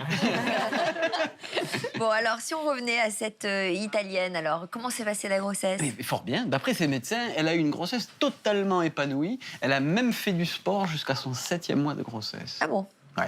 Est-ce que c'est un phénomène courant en Italie? Oui, l'Italie avec l'Espagne sont les 2 pays d'Europe où l'âge moyen auquel on a son premier enfant est le plus élevé, 31 ans et demi. Alors qu'en France, on est à 30 ans, d'accord? Donc il y a une vraie culture de l'enfant tardif là-bas. Et puis on a beaucoup parlé de l'Italie parce qu'en Italie, il y a 20 ans, une dame de 63 ans a mis au monde un enfant grâce à un gynécologue un petit peu controversé, je ne sais pas si vous le connaissez, qui s'appelle s'appelle le docteur Antinori. On l'appelle l'accoucheur des grands-mères. Ça dit tout. Ouais. Donc il aide des femmes ménopausées à pouvoir mettre au monde des enfants. Alors il a été très controversé parce qu'en 2009, il a prétendu qu'il avait cloné 3 bébés. On n'a pas eu des infos en plus là-dessus. Et l'an dernier, il a été arrêté. Il a été arrêté parce qu'il serait au cœur, je vous dis au conditionnel, parce que l'enquête est en cours, il serait au cœur d'un trafic d'ovocytes, trafic financier, et voilà. Donc, mais c'est vrai que on entend beaucoup en Italie, en tout cas, des mamans qui accouchent tard. Vous avez un avis là-dessus, Sylvain? Alors, on a un pays dans lequel il y a beaucoup de lois, beaucoup de protections autour justement de la procréation médicalement assistée. Il faut vraiment avoir un œil très prudent justement vis-à-vis des trafics potentiels. Ça représente des sommes financières potentiellement colossales. On pourrait imaginer, ça n'a pas l'air d'être trop le cas actuellement, mais on pourrait imaginer des vrais trafics d'êtres humains, des vrais trafics d'embryons, etc., etc., si on commence à laisser circuler des ovocytes fécondés, etc., etc. Il faut vraiment, mais encore faut-il avoir une vision mondiale de la chose, parce que on pourrait tout à fait imaginer que des pays riches aillent se servir d'ovocytes fécondés assez librement, et on est obligé d'avoir des lois là-dessus. Et comment on explique que dans ces pays méditerranéens, l'âge moyen pour un premier enfant soit aussi tardif? Je crois que les femmes vivent leur vie de femmes, travaillent, etc., etc., et vont se retrouver un petit peu plus tardivement avec le désir de grossesse, donc l'assument à ce moment-là. C'est marrant, j'aurais quand plus elles ont dit ça des pays nordiques. Oui, c'est vrai. Oui, Moi aussi, j'aurais pensé ça. Je ne sais pas l'expliquer. C'est vrai que les explications qu'on peut avoir aujourd'hui, c'est ce que vous disiez, Sylvain, c'est que les études sont plus longues, on veut asseoir d'abord sa situation professionnelle et financière. Les femmes sont très exigeantes, hein, et du coup, elles ont du mal à trouver le bon... Non, je rigole, les filles, les garçons aussi. Votre femme, elle a eu votre premier enfant à quel âge? 27 ans. Non, c'était moi. Moi, j'avais 27, elle 32.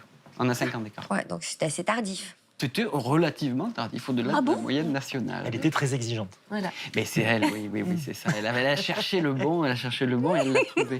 Et non, et puis aussi, aujourd'hui, c'est vrai qu'on a quand même, quand la fertilité décline, on a quand même un recours à la médecine qu'on ne pouvait pas avoir il y a peut-être encore 40 ans. On a le petit clin d'œil, c'est qu'on a beaucoup de patientes qui viennent, je ne sais pas si Didier vous serez d'accord, mais on a beaucoup de patientes qui viennent avec l'angoisse de ne plus pouvoir être maman, et ce très tôt. On a régulièrement des patientes qui viennent à partir de 25-30 ans en disant faites-moi des examens pour voir si je vais pouvoir être maman. Parce que, là, c'est pas le bon moment, mais si je veux en faire dans 5 ans, dans 10 ans, il faut que vous me disiez si je serai toujours fertile. En fait, on ne peut pas le dire. On a absolument aucune idée. D'autant plus que la fertilité n'est pas dépendante d'une personne, mais de 2 personnes. Donc ce sera dans des conditions données, avec un partenaire bien déterminé. Donc. Et moi, ça va même jusque plus loin, puisqu'il y a une patiente qui était venue une fois au cabinet qui m'a dit « Je voudrais que vous fassiez le test pour savoir si je peux avoir un enfant un jour. » Puis je dis « Il n'en existe pas. Le seul moyen, ça serait d'essayer. » Et elle est venue 2 mois après, enceinte. Puis elle m'a dit « Docteur, il faudrait faire une interruption de grossesse. » C'est bon, je sais que je peux être enceinte.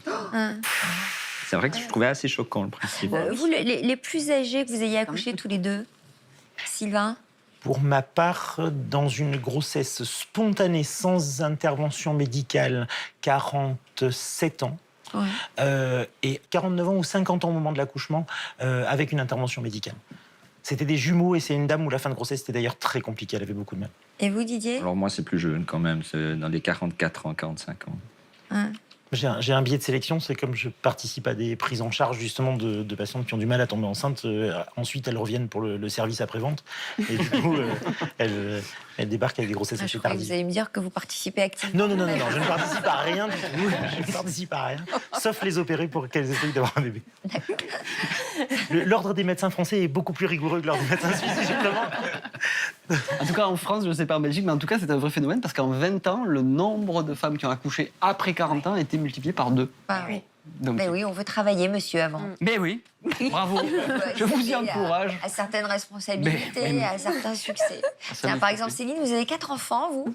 Le premier, vous l'avez eu à quel âge? J'avais pas tout à fait 22 ans, donc très jeune, voilà, petite. j'étais petite. Très Mais la dernière, 35, donc... Alors Céline, donc tu vas nous emmener toi aux USA, à New York. Oui, tout à fait. Je vais vous parler de Robin Gorman-Newman, qui, elle, s'est retrouvée... Là, on l'a vu, les mamans dont vous venez de parler ont été mamans très, très tard. Et on peut penser que quand on est maman, quel que soit son âge, l'âge où on devient mère, finalement, on a les mêmes problèmes. Eh bien, pas du tout. Et Robin s'en est rendue compte assez vite, parce qu'elle a eu son premier à 42 ans, et elle s'est posé plein de questions. Elle a été confrontée déjà pendant sa grossesse à des problématiques particulières, donc de suivi. Et après sa grossesse, elle a été dans un groupe de parole, parce qu'aux États-Unis, ils aiment beaucoup ça. Donc c'est des Mommy and Me Program, donc c'est des petites réunions, maman et moi, où on va avec son enfant, puis on discute entre mamans, on boit Un truc sympa. voilà, c'est ça, un truc très très sympa. Et là, elle s'est rendue compte qu'elle n'avait pas du tout la même expérience de vie que toutes les mamans présentes. Elle était plus âgée, elle avait plus d'expérience, elle avait travaillé plus longtemps, et puis elle n'avait pas les mêmes amis, pas les mêmes activités. Tout petit décalage. Et elle s'est sentie un peu seule. Donc elle est rentrée chez elle, elle a cherché sur Internet si elle pouvait trouver d'autres mamans un petit peu comme elle, avec des grossesses un peu plus tardives, et elle n'a rien trouvé. Donc forcément, elle n'a pas baissé les bras. Elle a créé un blog qui s'appelle Motherhood Later Than Sooner, ça veut dire mieux vaut tard que jamais pour être maman, ou maman tardive, enfin plus tard plutôt que tôt. Et ce blog est assez vite devenu un énorme succès. Il y a forcément des réunions, un petit peu partout, et il y a des experts, des médecins, des psychologues qui interviennent et qui donnent des conseils, et beaucoup d'expériences, de partage d'expériences entre mamans. Donc elles se donnent des conseils. Oui. Elles échangent. Elles partagent des bons moments aussi, parce qu'il y a des inquiétudes. Par exemple, faire face à la ménopause. Quand on est maman d'un tout jeune enfant, comment on peut faire ou comment faire quand c'est un remariage et qu'on a un ado qui a des problèmes d'ado et puis un tout petit, par exemple. Est-ce que justement, vous avez été confronté à des problématiques particulières dues à cette situation un peu exceptionnelle? Bah, manifestement, non. Non. Non, c'est pas grave. Hein. Moi, peut-être, j'aurais aimé que les enfants, les aînés, changent des couches, fassent du babysitting. Mais pour l'instant, non. Ça, pas encore. C'est un vœu pieux. C'est un vœu pieux. Je suis dans le même cas de figure et ça Non. Ça ne marche Ils ne veulent pas apprendre à changer une couche, ni l'un ni l'autre. Ah bon? Non. Ils ont quel âge, les aînés? Alors, 25 et 15. C'est bizarre, ça, parce que c'est de la curiosité. Bah non, ça les intéresse pas, ça les attire pas du tout. Et toi, Céline, alors l'aînée, quel ça âge, les alors? dégoûte. L'aînée a 18 ans. Et pareil, elle a trouvé ça très sympa d'avoir une petite sœur, mais elle avait sa vie à vivre. Et voilà. Et la dernière, à quel âge? 5 ans maintenant. D'accord. Donc, à 14 ans, quand la grande... C'est bizarre, alors moi, j'aurais adoré ça. Enfin, on a jouer, l'impression... tout va bien, câlin, voilà. Mais dès que c'est changer la couche, non. C'est marrant, c'est pareil avec les chiens. Ils veulent un chien, mais ils s'en occupent pas du tout. Ah bah oui, ça c'est classique. Et donc Robin, il y a même des mamans françaises, vous êtes dans le monde entier, qu'on peut aller sur ce site. Et moi, j'étais très étonnée de voir en effet qu'en France, il n'y avait pas de site internet dédié aux mamans de plus de 40 ans. Ah, il n'y en a pas en France? Il n'y en a pas en France. Il y a des blogs, on peut participer à des groupes de parole sur des thématiques particulières, mais il n'y a pas de site dédié. Alors que c'est vrai que ça reste un sujet de société important. Mais c'est peut-être parce qu'il n'y a pas de problème, en fait. Ça doit être ça. Non, mais est-ce qu'il n'y a pas de vraie problématique? Non. Il y a des questionnements, peut-être, ou des envies de partage. L'obtention de la grossesse est souvent un petit peu plus un semé d'embûches, mais la grossesse en elle-même, quand on a les témoignages de nos patientes, dis-moi, c'est une grossesse. En l'occurrence, mon état civil fait que j'ai 45 ans au moment de la grossesse. Bon, enfin, la grossesse en soi, elle est strictement identique. Si j'avais 35, ce serait pareil. La grossesse elle-même n'est pas modifiée. Ces blogs peuvent servir aussi aux patientes. Au départ, pour essayer de se rassurer vis-à-vis d'un questionnement, il faut quand même, je crois, attirer l'attention sur le fait qu'elles peuvent être génératrices de beaucoup de stress.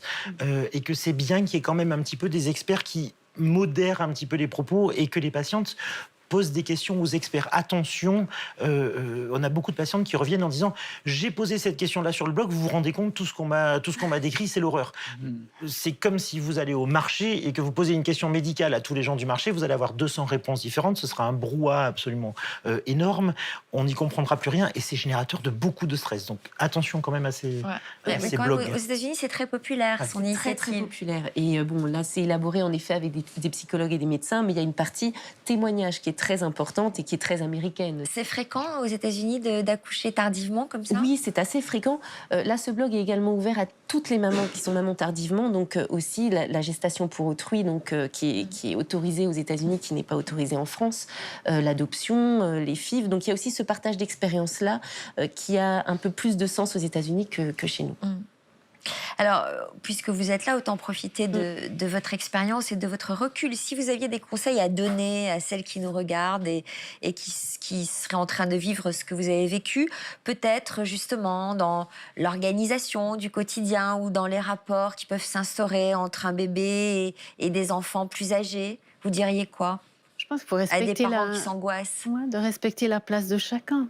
Par exemple, pour les grands, ils n'ont rien demandé. Et puis, il y a un petit frère, une petite sœur qui arrivent, mais ils avaient leur vie avant. Et puis, c'est pas parce qu'il y a un désir particulier qu'il faut tout chambouler. Donc, autrement dit, il ne faut pas leur imposer cette situation. Il faut Voilà, par respecter exemple, leur le vie. babysitting, comme Voilà. vous disiez. Nous, on l'a jamais demandé. On l'a jamais demandé. Et alors, ça aurait été facile. On aurait pu dire, voilà, ce soir, nous, on sort, vous gardez le petit. Mais c'est vrai que, voilà... Vous n'avez pas voulu qu'il soit victime de votre choix. Exactement. Donc, c'est un conseil que vous donneriez. Voilà. C'est votre choix, assumez-le jusqu'au bout, sans pour autant impliquer les autres. Vous diriez la même chose, Nathalie? Moi, je dirais ce qui est important, c'est de continuer à garder une place pour les aînés. Parce qu'effectivement, dans le tourbillon de tout ce qu'il y a à faire pour le bébé, qui demande énormément d'énergie, d'attention, qui cherche à s'exprimer, et puis qui est bien sûr la dernière merveille du monde, parce que tout le monde s'est centré sur lui, ses progrès, etc.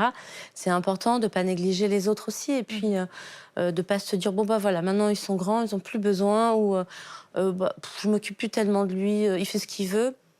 Il y a effectivement, on peut parfois négliger un peu plus les grands.